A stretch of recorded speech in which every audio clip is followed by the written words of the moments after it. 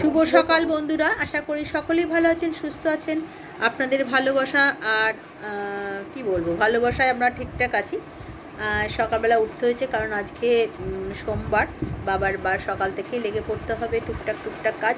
একটু তাড়াতাড়ি ছেলে বাবা বেরোবে, তার জন্য রান্না করতে হবে। চলুন এটা দিয়ে আজকে সকালটা শুরু করলাম। চলে এলাম সন্ধেবেলা, চা নিয়ে ছেলে মা বসে পড়েছি। বাবার এখনও ফেরেনি, তাই চা এখনও করার প্রয়োজন হয়নি। আজকে ওয়েদারটা মোটামুটি ঠিকই আছে।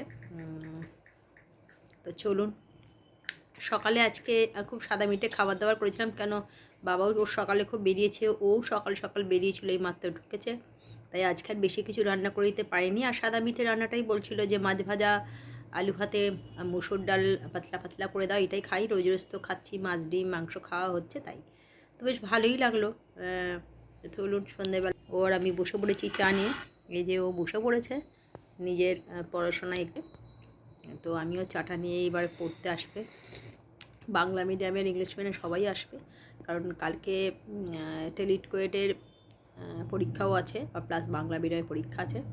8 তারিখ শেষ হলে ওরাও আছে, আমি একটুখানি নিস্তার পাবো একদিন দিনের জন্য। তো চলুন, চলে এলাম রাতের ডিনার নিয়ে।